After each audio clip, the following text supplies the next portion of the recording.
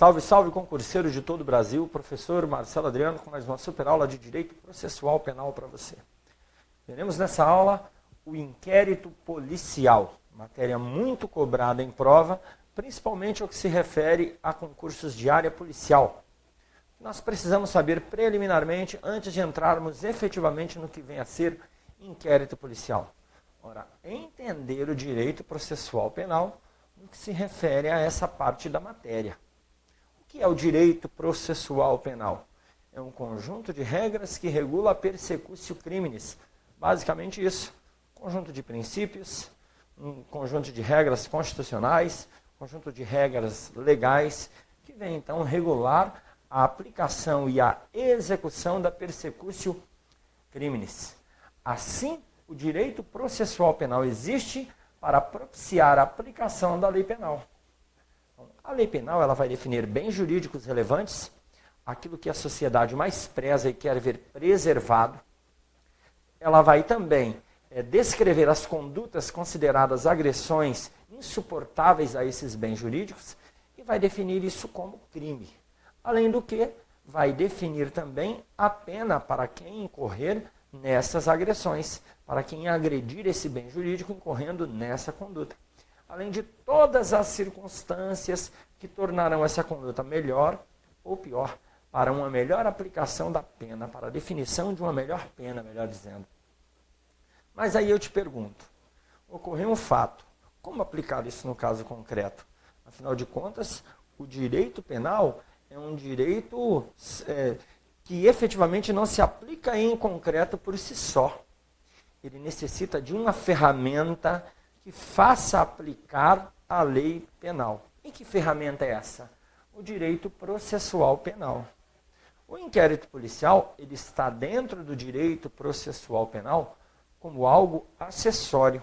Por quê? Porque para aplicar a pena, para que haja persecução penal, com uma consequente sentença, com uma consequente pena, eu preciso levantar provas, produzir provas. Então o Estado, como não consegue adivinhar o que aconteceu, ele precisa levantar provas na busca da chamada verdade real. A encontrar a verdade real, nem sempre ou quase nunca. Busca-se uma chamada verdade processual. Mas a verdade real é aquele ideal, aquele objetivo que se busca sempre para que se possa aplicar a melhor pena possível para aqueles que cometem infrações penais. Vamos verificar esse gráfico aqui, para que nós possamos entender onde se encontra o direito processual penal e o inquérito policial, objeto da nossa aula. Primeiro, vamos imaginar a seguinte situação. Ocorre um fato que pode ter agredido um bem jurídico. Como assim pode ter agredido um bem jurídico, professor? Ora, o Estado, que é o responsável pela paz social, para a aplicação da lei penal visando a paz social, ele não sabe ainda o que aconteceu. Por exemplo, está lá um corpo estendido no chão. Alguém morreu. Peraí, isso foi um crime? Não sei. E se o indivíduo morreu de um ataque cardíaco? Um ataque cardíaco no coração. Não podia ser no fígado. Mas se o indivíduo morreu de um ataque cardíaco, ora, não foi um crime. Então ocorre um fato que pode ter agredido um bem jurídico. Porque se o indivíduo morreu de causas naturais, ou então, se foi, mesmo que por intermédio de uma conduta de terceira pessoa, se não houve dolo nem culpa, por exemplo, não haverá agressão ao bem jurídico. Então ocorre o fato. Quando ocorre o fato, pode ter surgido para o Estado o ius puniendi. O que vem a ser o ius puniendi? É o poder-dever de punir do Estado. Por que é que o Estado tem o poder-dever de punir aqueles que cometem um fato definido como infração penal? Porque ele precisa garantir a paz social. Se não garantir a paz social, vira bagunça. O indivíduo vai lá, mata o outro, não acontece nada com ele, o vizinho vai, mata ele, o outro que mata, e vingança e confusão. Um vai, assalta um banco, compra um carrão, não aconteceu nada com ele, o outro vai e assalta também. Para que não haja essa confusão e essa subversão social, ocorrendo o fato, surge para o Estado aquele ius puniendi, que é um poder deferido por nós, integrantes desse Estado, para que o Estado efetivamente aplique a lei penal. Porém, eu pergunto a você, Como aplicar esse poder-dever de punir? Como punir efetivamente o indivíduo?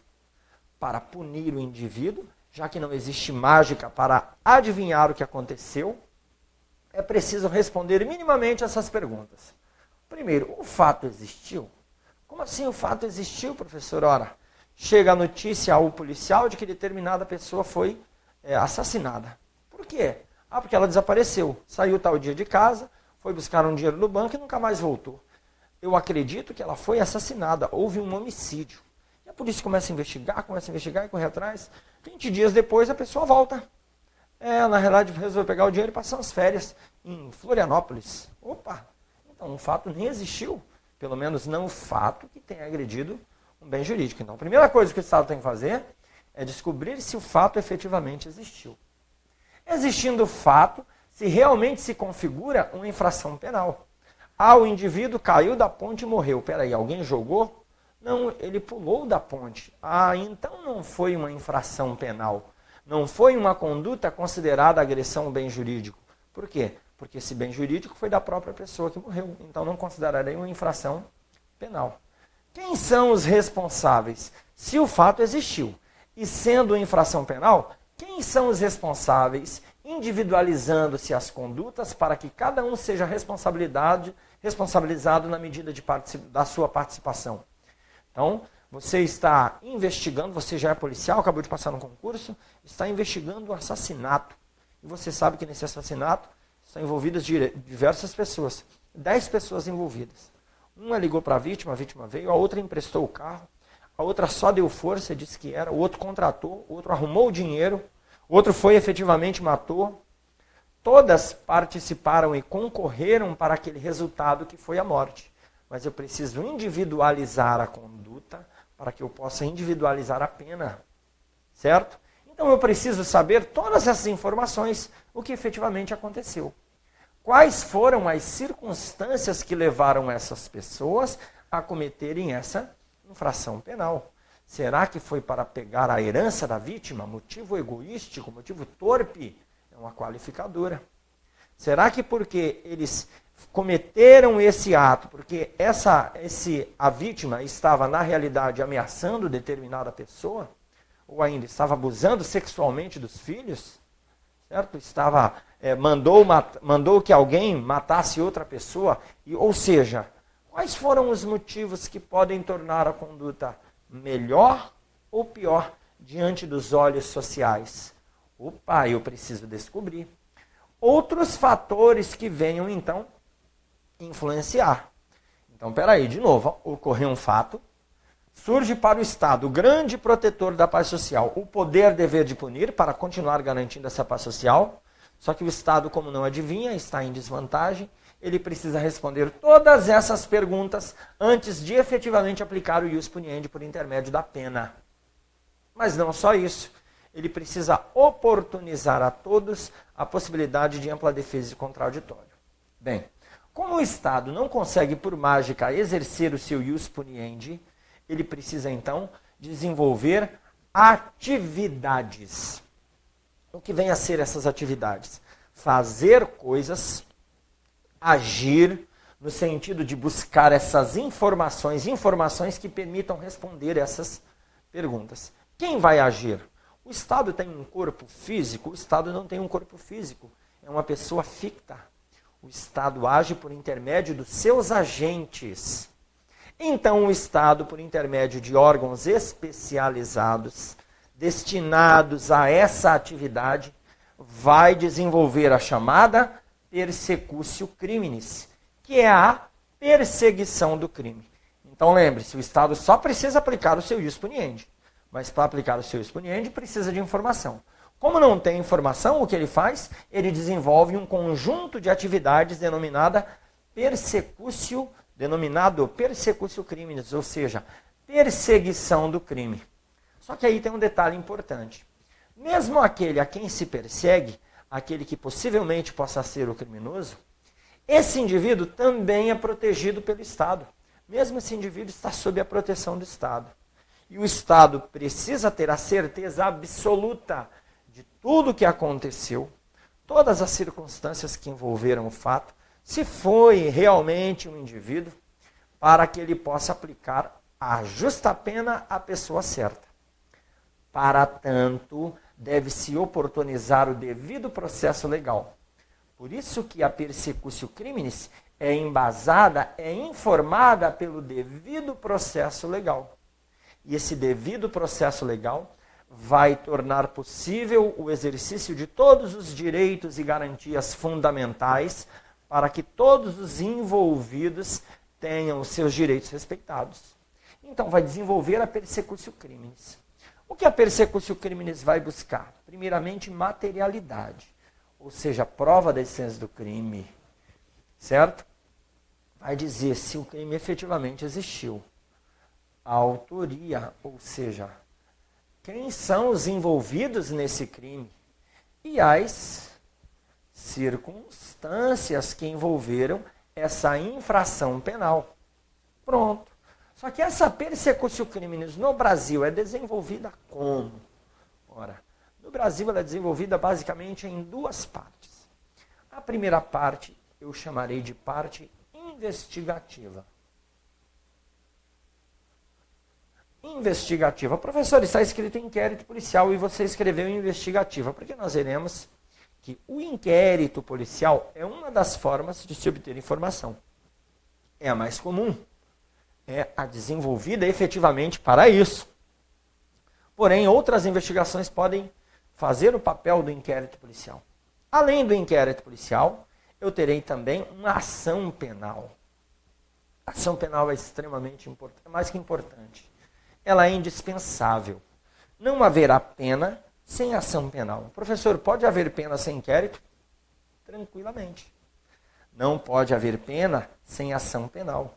Então, a ação penal é indispensável.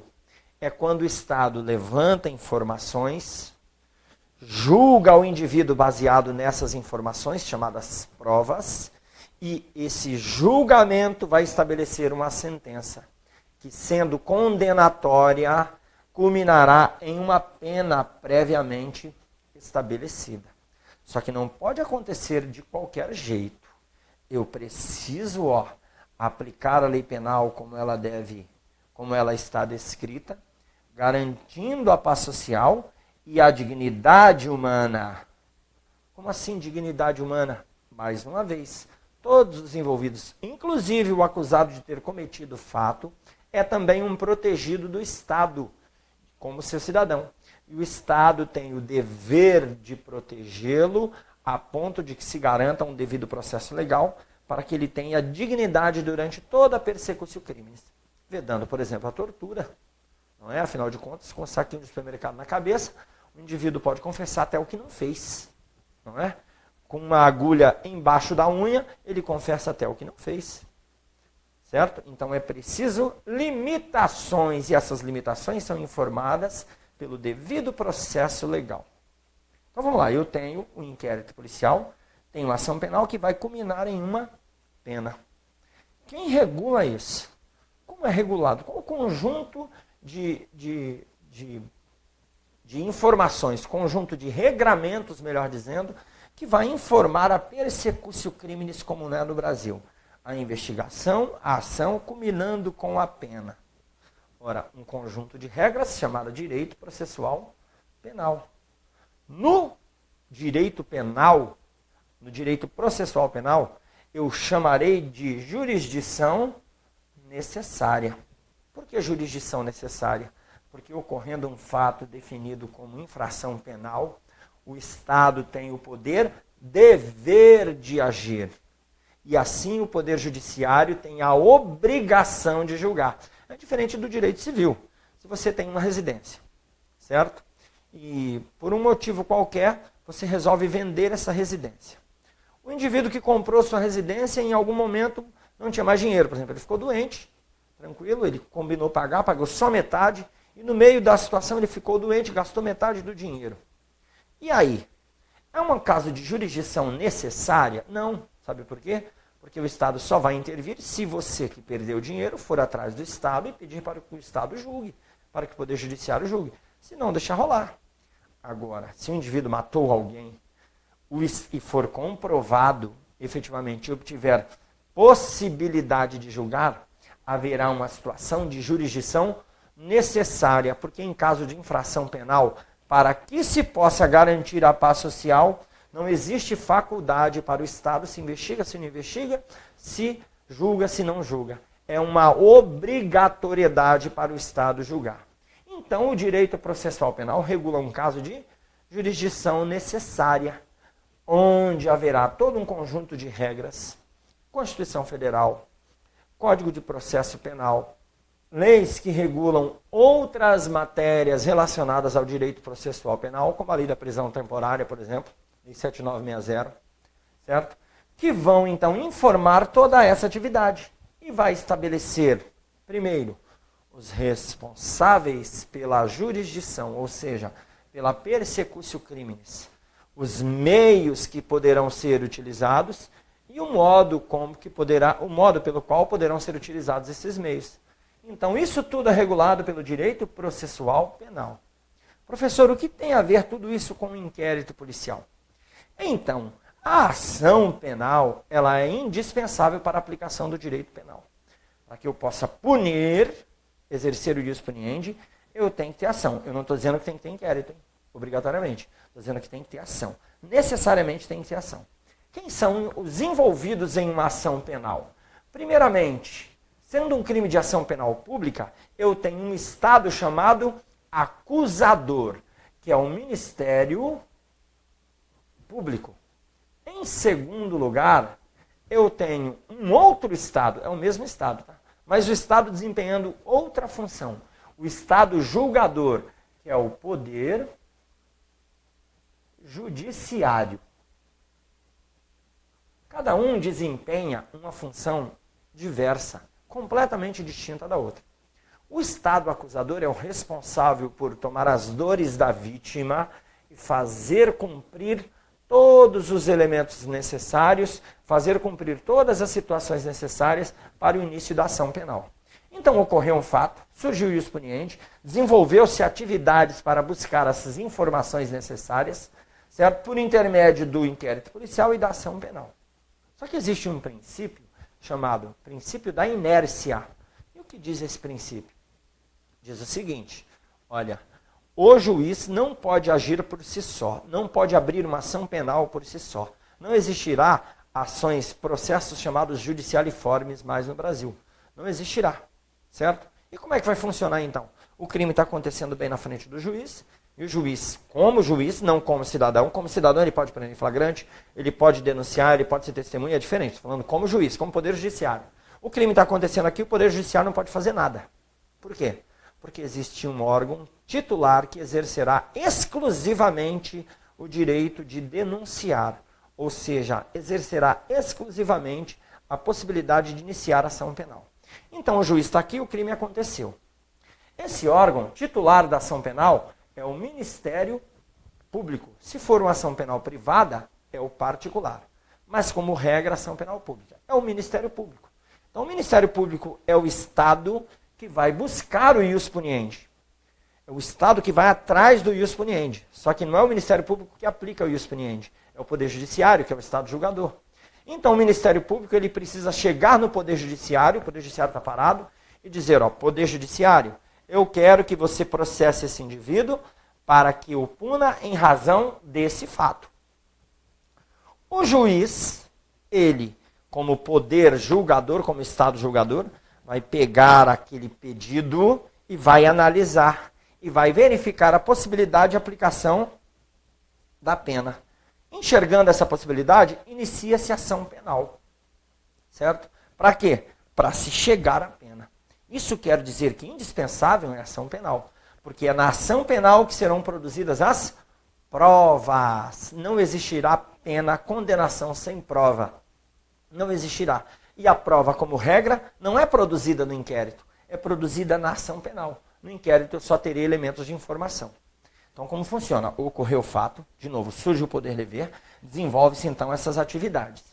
Para que o Ministério Público, titular da ação penal, provoque o Poder Judiciário, porque senão o Poder Judiciário fica quieto, ocorre 1000 crimes lá e o Poder Judiciário não vai poder fazer nada, porque ele não foi provocado. Então, para que o Ministério Público, o Estado acusador, provoque o Poder Judiciário, ele tem que ter elementos de informação, certo? Ele precisa formar na sua cabeça a chamada opinio delicti, opinião sobre o delito, onde eu terei provas da existência do crime, indício suficiente de autoria. Então, o Ministério Público não vai provocar o Poder Judiciário se ele não tem prova da existência do crime. Ele não vai poder provocar o Poder Judiciário se ele não tem indício suficiente de autoria, pelo menos não como regra. Então, ele precisa primeiro provar que o crime existiu. Ele tem que elaborar um documento chamado denúncia inicial acusatória, entregar para o juiz, provando que o crime existiu e com indício suficiente de autoria. Como é que ele consegue essas informações? Opa, o inquérito policial. Então, o inquérito policial vai informar o titular da ação penal com essas informações, vai subsidiar com essas informações. Vai levar para ele todas as perícias, vai levar para esse titular, o Ministério Público, todos os depoimentos que foram colhidos no inquérito policial. E o Ministério Público, lendo aquilo, formará então a sua chamada opinio delicti. Elaborará um documento, colocará essa opinio delicti no papel, no caso da ação penal pública, uma denúncia, e enviará ao Poder Judiciário. O Poder Judiciário vai analisar também, buscando essa opinio delicti, e se o juiz formar na cabeça dele a opinio delicti também, minimamente, existem outros requisitos, mas minimamente a opinio delicti, inicia-se a ação. Opa, então eu preciso de duas vontades para ter uma ação penal, que aqui é indispensável. Quais são as duas vontades? Do Ministério Público, oferecendo, provocando o Poder Judiciário, e do Poder Judiciário, aceitando, concordando com o Ministério Público, recebendo a inicial acusatória e iniciando assim o processo penal. Só que aí tem um detalhe. Vocês viram que o Ministério Público está para produzir essas informações, para quê? Para que o Poder Judiciário, que o inquérito policial está para produzir essas informações para convencer o Ministério Público de que ocorreu efetivamente um crime que tem indícios suficientes de autoria. Porém, imagine a seguinte situação. Você é membro do Ministério Público, é um procurador federal, ou então é um procurador da República, melhor dizendo, ou então é um promotor de justiça, e de repente você chega lá na sua mesa e tem um calhamaço de papel lá em cima, uma caixa, onde você olha, tem diversos documentos com diversas provas, onde você continua olhando, tem fitas com gravações, com filmagens da prova da existência desse crime, que não foram produzidas pelo inquérito policial, não foram. Outra pessoa colocou lá. O outro procedimento acabou produzindo isso. Você precisa do inquérito policial? Não precisa. O que se precisa, na realidade, como essencial, é da opinio delicti. Então, o inquérito policial servirá para informar o titular da ação penal, o Ministério Público ou o particular, como nós aprenderemos no caso de ação pública privada, dessas informações para quê? Para a formação da opinio delicti, subsidiando para a elaboração da inicial acusatória, para provocar o juiz para iniciar a ação penal e, na produção de provas convencendo o juiz, aplicar uma sentença condenatória, onde haverá, então, a pena. Então, é basicamente isso. Simples de entender. Certo? Bem simples de entender. De novo, ocorreu o fato, e os puniendi, o Estado não consegue adivinhar, para tanto desenvolve atividades informadas pelo devido processo legal, buscando materialidade, autoria e as circunstâncias. Como é essa atividade no Brasil, essa persecutio criminis? Inquérito policial, quando necessário, ação penal, que é indispensável, certo? Que vai culminar em uma pena. Pronto. Muito simples o nosso contexto geral de inquérito policial. Por isso, basta para responder todas as questões, já vai nos ajudar bastante. Mas eu preciso de outros elementos importantes relacionados ao inquérito policial. Quando eu disse que o inquérito policial ele é uma das formas de obtenção de informação, é porque existem outras formas. E quais são essas formas de obtenção de elementos de informação? O principal é o inquérito policial, não tenha dúvida. É o procedimento estatal destinado à apuração de infrações penais. É o oficial. Toda vez que ocorre infração penal, como regra, eu terei um inquérito policial. Mas pode ser também por intermédio de um procedimento parlamentar, a chamada CPI, Comissão Parlamentar de Inquérito. Se for um crime militar, não será um inquérito policial propriamente dito, será um inquérito policial militar, não é para apurar crime cometido por militar, hein? É para apurar crime militar, uma conduta definida como crime militar, porque o militar também pode cometer crime comum será investigado por um inquérito policial comum, vamos assim dizer. Ministerial, onde o inquérito é presidido pelo Ministério Público. Na realidade, não é um inquérito policial, viu? É, na realidade, uma investigação realizada pelo Ministério Público. Ou ainda um processo administrativo. Vamos imaginar que lá onde você, depois que você for aprovado, você vai estar trabalhando e some alguns computadores, certo? Some impressoras, computadores. Aí você é responsável pela instauração desse processo administrativo, ou para auxiliar.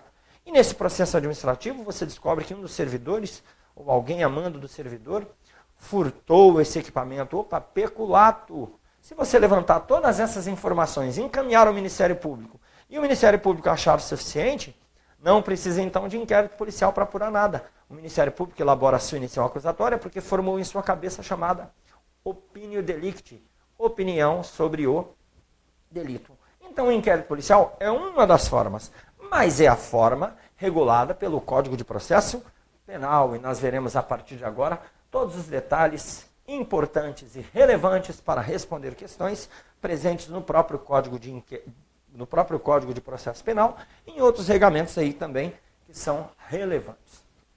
O que é importante conhecer no inquérito policial? Primeiramente, o seu conceito. Só que conceito pode vir de diversas formas, certo? Vários autores trarão diversos conceitos, a banca pode criar o seu próprio conceito. Por isso, o que é importante aqui nesse momento é você entender os elementos do conceito. Porque na prova virá o conceito, os elementos do conceito de inquérito policial, ou algum deles, e virá também alguma das características. Se você souber os elementos do conceito, entender o seu significado, e conhecer as características do inquérito policial, e conhecer e entender essas características, você vai responder praticamente todo e qualquer conceito que vier em prova. O que eu preciso saber, primeiramente, com relação ao inquérito policial? A sua natureza jurídica. Opa, qual a natureza jurídica de um inquérito policial? Como ele existe no mundo jurídico? O que é o inquérito policial? Então, o que o pessoal muito confunde é achar que inquérito policial tem a ver com o poder judiciário, e não tem. Inquérito policial é procedimento. Se é procedimento, não é processo. No inquérito policial não tem partes. Existe uma mera investigação, desempenho de atividades pelo Estado, investigando na busca de elementos de informação para se obter o opinio delicti, auxiliar o titular da ação penal no seu opinio delicti. Então é um procedimento. Detalhe importante também é administrativo. Se ele é administrativo, isso quer dizer que ele não é judicial. Inquérito policial é desempenhado por um órgão do poder executivo, não do poder judiciário. É meramente investigativo. Então, no inquérito policial não sai julgamento de nada. Ninguém sai culpado nem inocente de um inquérito policial. O que saem são elementos de informação que podem, quando houver um indiciado, direcionar essas informações para uma determinada autoria. Mas não quer dizer que eu terei ainda um culpado, porque é meramente investigativo. E é pré-processual. Ocorrerá antes do processo como um elemento para subsidiar o próprio processo, a própria ação penal. Qual é a titularidade?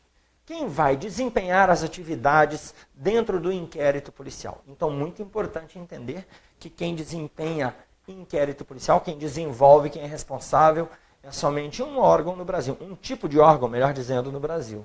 A chamada Polícia Judiciária.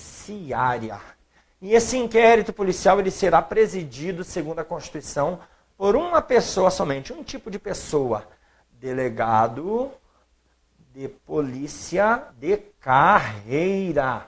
Como assim, de carreira? Concursado como um delegado de polícia. Isso quer dizer que aqueles ditos delegados calça curta, lá do interiorzão, onde não tem delegado, o governador resolve nomear o secretário de segurança, resolve nomear o sargentão, o PM antigão lá para ser delegado, ou o subtenente antigão para ser delegado. Isso é errado. Esse indivíduo não é delegado. Ele está lá cobrindo um buraco, fazendo às vezes, mas ele jamais presidirá um inquérito policial, porque o inquérito policial só pode ser presidido por um delegado de polícia de carreira. Professor, você disse polícia judiciária. O que é polícia judiciária? Opa! Eu tenho dois tipos de polícia no Brasil. Uma chamada polícia administrativa, e a outra chamada polícia judiciária. O que vem a ser a polícia administrativa? É um órgão policial ostensivo e preventivo, cuja função é exercer um papel preventivo no combate ao crime com ações ostensivas. Quais são esses órgãos? Polícia Militar, Polícia Rodoviária Federal, Polícia Ferroviária Federal. É um indivíduo que anda fardado, pesadão, armadão, certo? Viatura totalmente caracterizada, rotolite ligado, aí na pista, está na quebrada, certo? Está no centro da cidade, para quê? Para inibir. O mala vem vindo, vou cometer um crime. Vixe, a polícia está ali, não vou fazer o crime, não vou cometer esse crime. Porque ele foi inibido pela presença do Estado.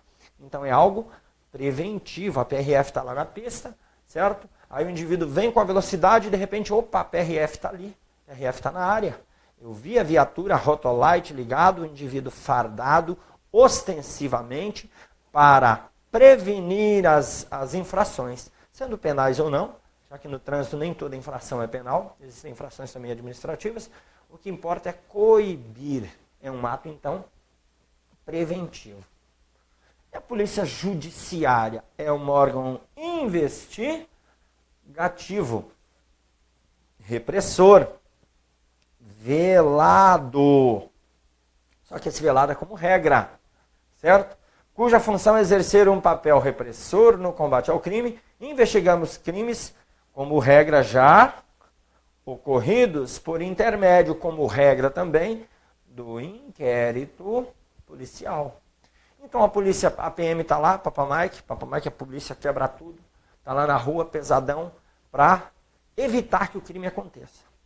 A Papa Mike saiu, a polícia militar saiu, certo? A viatura saiu, a Joaninha saiu, aí vem o mala e comete o crime. Assim que a PM saiu, ele estava segurando a onda ali, a PM saiu, opa, quem vai investigar? É a PM que volta para investigar?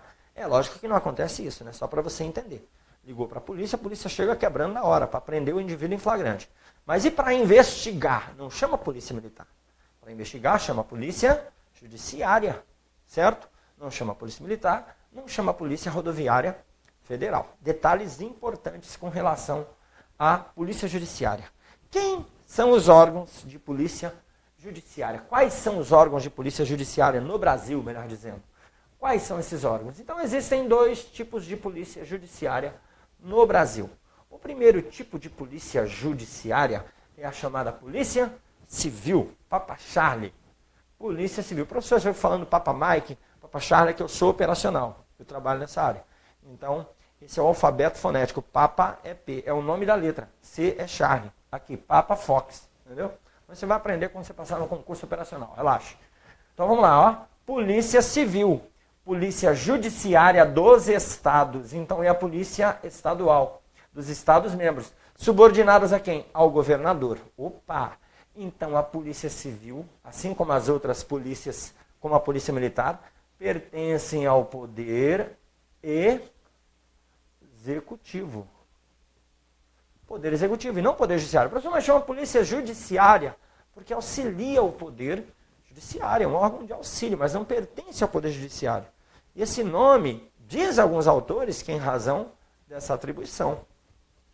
E no âmbito da União, Polícia Federal, Papa Fox, Polícia Judiciária da União, subordinada ao presidente da República, também poder executivo. Poder executivo, certo? Professor, tem polícia legislativa, polícia no Senado, polícia na Câmara, são polícias internas, cuja atribuição é determinada dentro dessas casas e nada tem a ver com o que a gente está vendo aqui, que também não fazem inquérito policial, certo? Também são polícias que trabalham de forma preventiva, certo? São polícias que estão ali para resguardar o patrimônio, para resguardar a integridade física e a ocorrência de crimes dentro dessas casas legislativas. Então essas são as principais. Professor, mas eu vejo a polícia militar às vezes, o P2, investigando. Eu vejo também a polícia federal ostensiva lá na fronteira, ou então Polícia Marítima. Eu vejo a Polícia Civil fazendo operação, todo fardado. É porque não existe uma separação estanque entre essas funções. Então, muitas vezes, a Polícia Militar, a Polícia Rodoviária Federal, ela investiga para desempenhar a sua função ostensiva também. Assim como a Polícia Civil e a Polícia Federal também desempenham atividades ostensivas para quê? Para a prevenção do crime. Agora, uma coisa é certa. Inquérito policial, somente Polícia Civil ou Polícia Federal. Somente, mais ninguém. Não há outra possibilidade de inquérito policial se não for por Polícia Civil ou por Polícia Federal. Professor, guarda municipal é polícia? Não é polícia. Professor, agente penitenciário ou todos aqueles envolvidos na atividade penitenciária, na execução penal, são policiais? Não são policiais. Em alguns estados, como o Distrito Federal, como Tocantins até pouco tempo atrás, o agente penitenciário era um dos órgãos da carreira policial. Mas, como regra geral, a atividade penitenciária não está diretamente ligada à polícia. Também é uma atividade de segurança pública, apesar de não estar descrita no 144 da Constituição, mas também está diretamente ligada à segurança pública. Mas não é polícia. Polícia é só Polícia Civil, Polícia Federal, Polícia Militar, Polícia Rodoviária Federal, Polícia Ferroviária Federal, que eu nunca vi nenhum policial ferroviário federal na vida, mas existe o órgão. Terminamos aqui o nosso bloco. Foco na sua aprovação.